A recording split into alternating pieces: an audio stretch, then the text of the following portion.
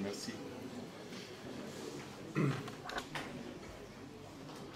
Bonjour à toutes et tous. Je vais vous présenter marché et produits du bois. Quel est le potentiel de développement? C'est un peu difficile de parler 30 minutes sur tout le potentiel du bois parce que tout ce que vous voyez par exemple dans cette salle de la réunion est possible de produire en bois aujourd'hui. Ça veut dire que le potentiel est plus riche que, franchement, aujourd'hui, nous sommes à la veille d'utiliser la ressource forestière pour plus mettre toutes les applications, tous les produits de la consommation. Et aussi, j'aime bien aussi dire qu'on va continuer avec la production des produits qui sont déjà connus pour la construction des autres fois.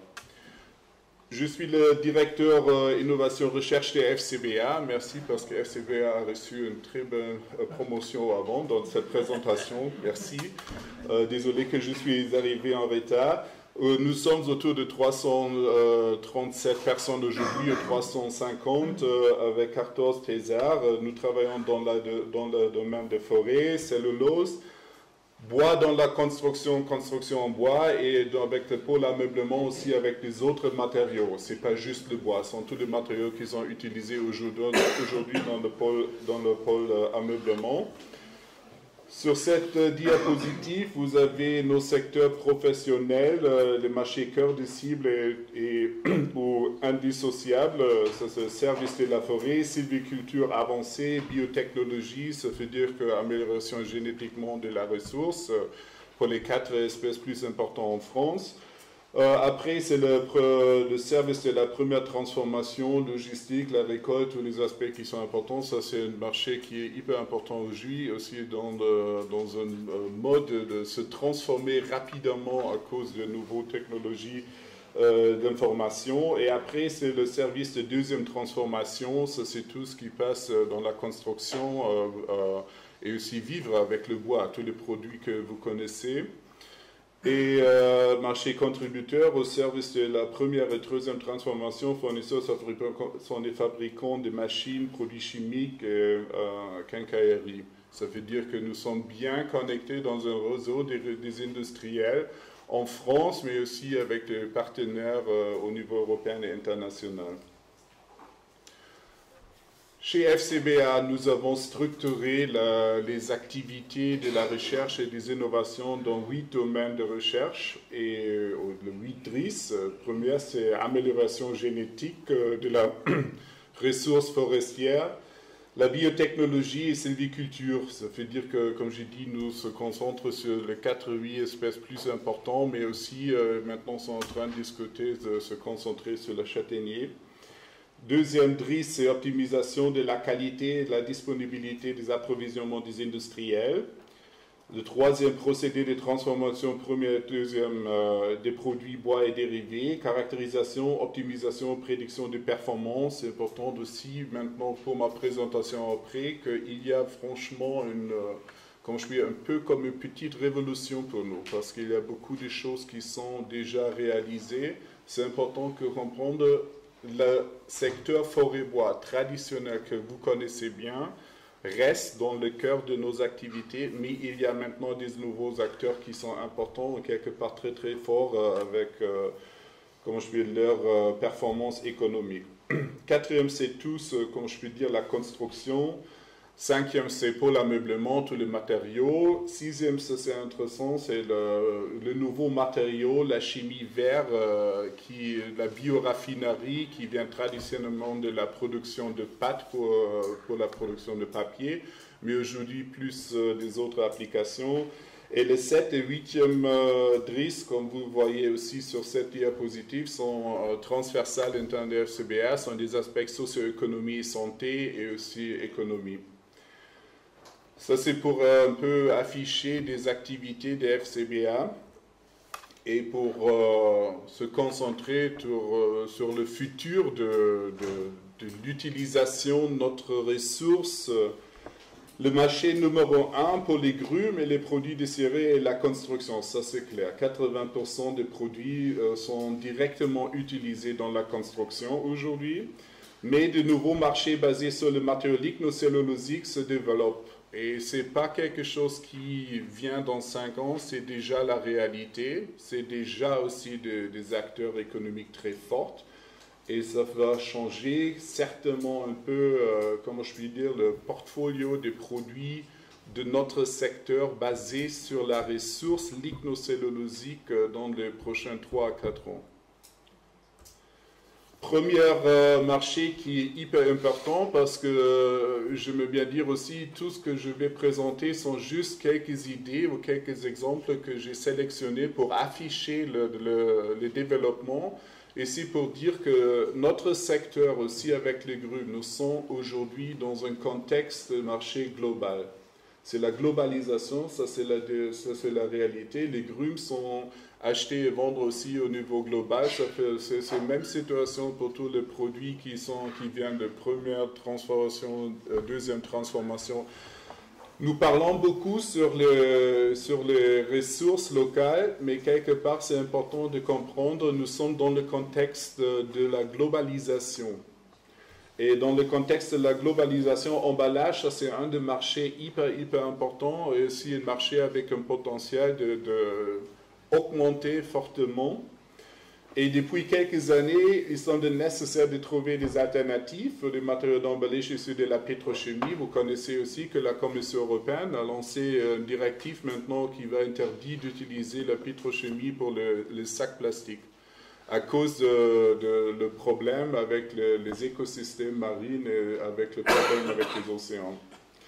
Il y a quelques années, un centre de recherche australien a mis au point un procédé pour produire des cartons d'emballage étanches entièrement recyclables à partir des déchets de l'industrie de la canne à sucre ou bagasse. Et ça, c'est des premiers produits qui sont déjà réalisés, utilisés, qui sont de base, comme je peux dire, comme un modèle pour aussi essayer qu'est-ce que nous pouvons faire basé sur le matériau lignocellulosique. Aussi pour intégrer l'idée le concept de l'utilisation de la ressource dans un concept cascade ou dans l'économie cyclée, je pense, ça s'appelle en français. Désolé, oui, cyclée. Le deuxième, c'est emballage, ça c'est parce que nous avons plus de transport, comme je dis, la globalisation, aussi la production de produits de consommation et aussi emballage, je peux retourner, c'est aussi le contact emballage et alimentation des différents niveaux sont importants. Voilà, il y a une prédiction que ce marché va tripler dans moins de 5 ans global. Et tripler, ça veut dire je ne sais pas les chiffres en total, mais c'est quelques trillions d'euros dans le contexte global. Après, les produits hygiéniques. Vous pensez, c'est peut-être quelque part pas important. C'était le vendredi quand il y a une étude qui a été publiée pour l'Europe. Ça veut dire que nous en France et en Irlande, ça c'est les seules 2 populations en Europe avec une population durable. Le reste, c'est franchement catastrophique. Si vous voyez par exemple le développement de la population en Allemagne, dans les pays du Nord, et aussi en Espagne et Italie, c'est le vieillissement de cette population très fortement. Ça veut dire qu'autour de 2035, il y a au minimum 13 millions d'Allemands plus âgés de 80 ans.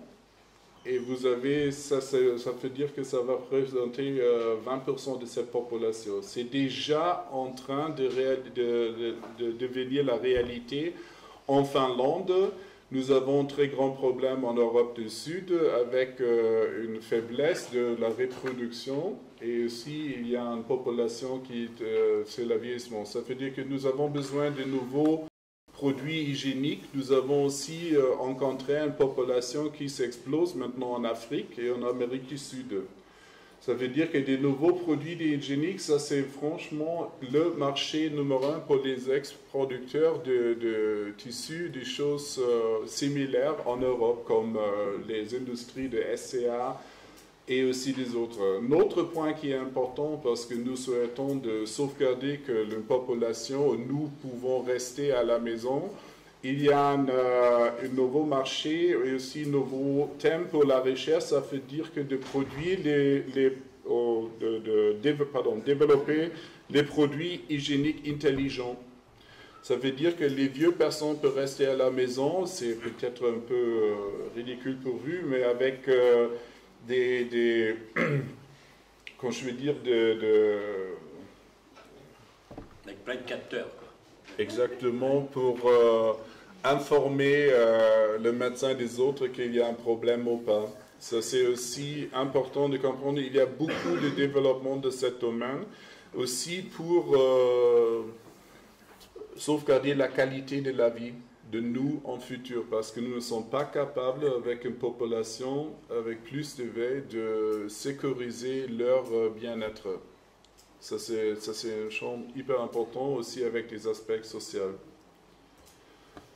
La construction, comme j'ai dit, aujourd'hui 80% de nos produits, des grumes, sont utilisés dans la construction. Mais il y a absolument une révolution. Je ne sais pas si vous avez lu le développement en Chine. Ils ont déjà réalisé les bâtiments pour les familles dans 28 heures avec l'impression 3D. Utiliser le béton et d'autres matériaux. Ça, c'est franchement une compétition pour nous qui est absolument incroyable. Ça veut dire qu'ils sont peut-être capables de réaliser un bâtiment de coût autour de 40 ou 50 000 euros dans moins de 2 jours pour construire et laisser le propriétaire. Mais pourquoi pas penser que nous sommes aussi capables de faire ça avec le bois, les produits lignocellulosiques. Ça, c'est quelque chose qui est intéressant maintenant d'essayer parce que l'avantage de notre matériaux et aussi des produits de bois dans la construction, c'est la préfabrication, la standardisation, et ça veut dire que nous sommes en train aussi d'analyser et penser de nouveaux concepts pour la construction en bois, pour devenir plus compétitif contre les autres matériaux, en même temps pour intégrer les rêves ou les besoins des propriétaires de ce bâtiment. Un autre point qui est important pour la rénovation et réhabilitation des bâtiments existants et aussi le développement d'urbain en France et aussi dans les autres zones du monde, il est important qu'il y a maintenant une grande part pour utiliser le bois pour ces aspects de devenir plus efficaces par la consommation énergétique, mais nous sommes maintenant aussi en train d'essayer, il y a des premiers résultats, qu'il y a une opportunité aussi de produire d'énergie avec une combinaison de bois avec des autres matériaux, par exemple de verre.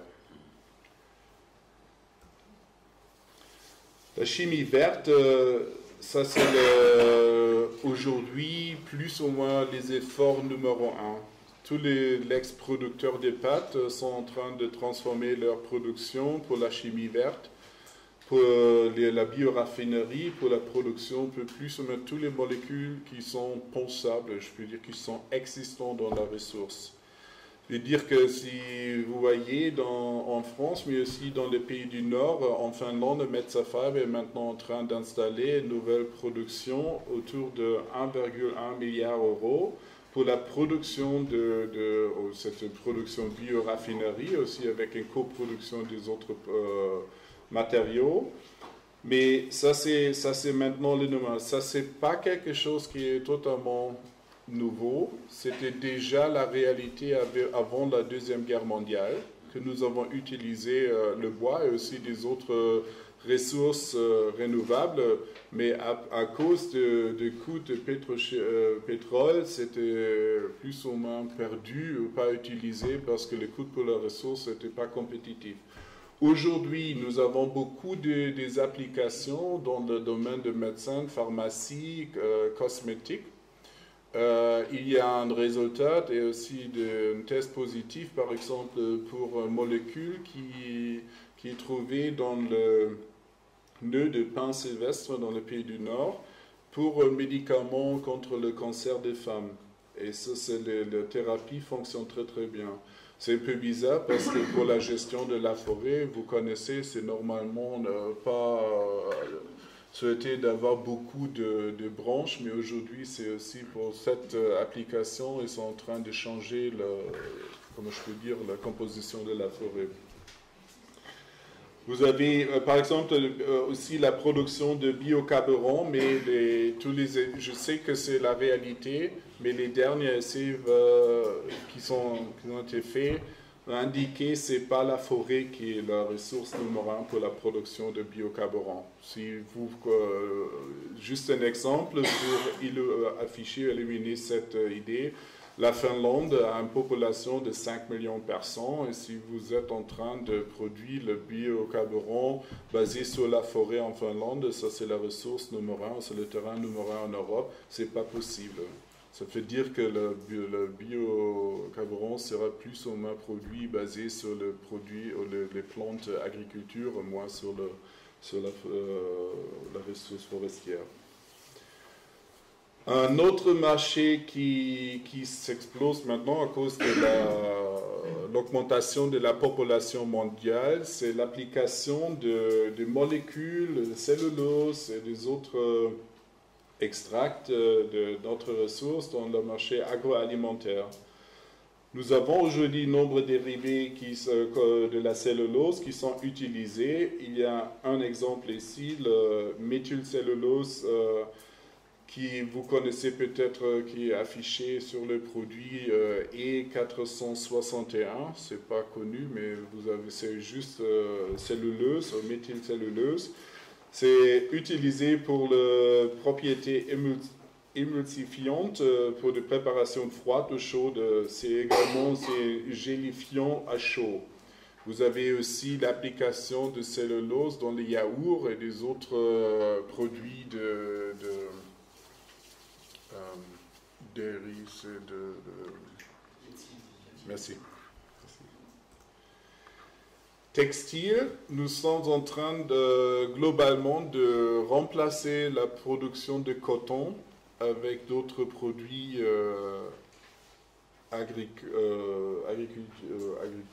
d'agriculture et aussi de remplacer coton à cause de consommation d'eau pendant sa production. Et aujourd'hui, vous connaissez très bien, je peux vous donner, ça c'est par exemple les chaussettes que je porte, sont d'être, voilà. C'est un produit d'être que vous pouvez acheter à Paris, c'est à la mode. C'est un produit qui est basé sur la viscose. Et c'est aussi quelque chose qui est très intéressant. Par exemple, nous avons donné à vous deux exemples. Le modal, c'est une fibre textile artificielle obtenue par le filage des fibres de cellulose de bois. Un aspect qui est important de comprendre, il est 50% plus hygroscopique que le coton et absorbe donc plus d'humidité. Mais avec une combinaison, ça c'est par exemple la société Natural Peak qui a développé le tissu Woodwear qui est composé 90% de promodal et 10% d'élastan. Avec le d'élastan, vous n'avez pas un... Faut montrer ta chaussette. Merci. Okay. Vous n'avez pas de problème de perdre la forme de ces textiles et des choses comme ça. De forme. Oui, le promodal et la combinaison des deux matériaux. Lenzing en Autriche a déjà réalisé ça. Et vous avez beaucoup des autres matériaux qui sont utilisés dans le monde de la mode. Ils sont aussi en train d'utiliser beaucoup de ça pour, par exemple, la production de textiles intelligents qui sont capables de communiquer avec des choses. Pour nous, dans notre secteur, c'est important si vous utilisez dans la récolte des machines qui sont dangereuses pour les personnes qui font le travail. Il y a une communication qui est intégrée avec la distance. Ça veut dire que si quelqu'un est en train de couper un arbre, il utilise le chainsaw, et il y a peut-être une rupture, quelque chose comme ça. C'est une communication qui arrête directement cet outil. Ça chutait fortement le risque de travail. Ça, c'est top. Il y a beaucoup d'applications. Un autre domaine qui est aussi intéressant, d'utiliser cette fibre pour la production des tubes et des autres applications dans le moteur. avec une flexibilité et aussi une capacité, si vous avez une combinaison, par exemple, avec des métals, qui sont aussi capables de prendre une grande température et restent flexibles. Ça, c'est quelque chose de très intéressant pour la production de nouveaux outils de transport, mais aussi pour les moteurs et les grandes productions flexibles dans les usines du futur. Ça, c'est un point. Transport, vous connaissez que nous souhaitons de réduire la consommation de carburant. Les chercheurs canadiens travaillent déjà sur un projet avec la société Ford pour développer un nouveau matériau utilisant des matières premières renouvelables extraits du bois, de la microfibrille de cellulose et de la lignine. Et ces matériaux plus écologiques sont également plus légers et permettraient par conséquent de diminuer la consommation de carburant et des émissions polluantes. Il y a aussi d'autres applications. C'était juste un exemple. UPM en Finlande a déjà réalisé le premier prototype, une voiture qui est basée 100% sur la ressource forestière. Vous trouvez les informations sur le site internet UPM.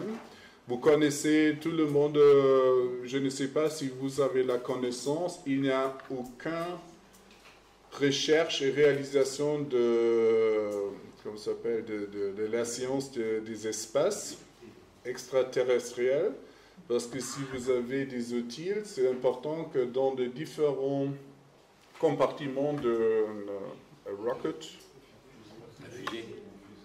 oui, c'est la chaîne entre qui a été utilisée, parce que la chaîne est le seul matériau qui était capable de découpler les différents compartiments quand cet outil monte jusqu'à la Lune aussi dans l'espace. Un autre point, vous connaissez peut-être le Space Shuttle, et le nez de Space Shuttle est un matériau qui est important, que c'est très flexible, qui porte une tension très forte quand le Space Shuttle est retourné sur la Terre par l'entrée dans l'atmosphère. Vous avez de la température de haute gamme et aussi en même temps une pression, aussi une agression très forte sur la stabilité de nez. C'était un matériau qui était basé aussi quelque part sur le bois qui était porulysé, utilisé avec la pyrolyse. Et après, avec une combinaison de différentes céramiques et aussi de métal. Et ça, c'est des choses, vous avez des applications. Ça, c'est quelque chose de très spécial, c'est très très cher, mais ça, c'est aussi une promotion pour le matériau. Et aussi pour penser des applications. Maintenant, les grands producteurs automobiles sont aussi en train d'analyser, d'utiliser le bois après le pyrolyse pour développer des filtres qui sont plus fines à cause de la structure hygroscopique de notre matériau. Électronique, un exemple qui est aussi déjà réalisé, quelque chose qui est en train un domaine de la recherche, moins dans notre domaine, mais quelque chose d'intéressant pour intégrer en futur dans les produits de la consommation et aussi dans la construction. Ça, c'est il y a une puce électronique qui est basée de cellulose nanofibrile flexible. Et cette puce est biodégradable, et permettrait de diminuer la pollution générée par tous les déchets électroniques. Et aussi, il y a une batterie à base de cellulose qui est utilisée comme je peux dire, dans les vêtements, d'autres choses pour alimenter votre portable ou notre outil que vous souhaitez connecter. C'est peut-être bizarre de penser à des choses comme ça, mais c'est déjà testé et ça fonctionne bien dans quelque part. Peut-être en futur, vous avez tous avec vous dans les vêtements, peut-être c'est possible que votre vêtement ait déjà le portable parce que c'est connecté. Ça, c'est des idées d'utiliser toutes les choses en même temps. Et dernière slide, juste pour aussi donner un peu de goût sur le potentiel. Dans un des domaines, ou peut-être un des marchés numéro 1 mondial, c'est le tourisme. J'habite dans le centre-ville de Paris, nous avons 30 millions de touristes par an. Il est prévu que ce chiffre va tripler dans moins de 20 ans. Ça veut dire qu'autour de 100 millions de touristes qui visitent Paris par an. Et ça veut dire que vous avez aussi la même activité de tourisme globalement. Ça veut dire que dans la forêt, c'était indiqué aussi, mentionné dans la présentation avant. C'est important de penser ça, mais aussi tous les produits que vous connaissez pour les loisirs, pour faire du sport, pour passer du temps dehors ou pour faire quelque chose. Aujourd'hui, il y a beaucoup de designers qui sont en train de construire de nouveaux produits qui sont écologiques, parce que ça c'est aussi quelque part à la mode, sont aussi recyclables et sont combinaisons de différents matériaux. Ça c'est un exemple qui est très intéressant. Vous connaissez peut-être, ça c'est la société française Imbo qui a développé des articles de sport fabriqués en combinaison de bois, bambou et fibres de lin. Et ça fonctionne très bien. Ils sont en train aujourd'hui aussi de chercher un remplacement de carbone pour les vélos. Peut-être dans ça, je ne suis pas un expert, mais les tests sont prometteux. Ça veut dire peut-être dans 5 ans, dans la Tour de France, nous avons de nouveaux vélos qui sont basés peut-être plus sur le cellulose et des combinaisons avec les autres, parce que le poids sera réduit très fortement encore que nous avons déjà avec le carburant. Et il y a aussi une opportunité de faire un dessin qui est plus aérodynamique que peut-être avec les autres matériaux. Merci pour votre attention.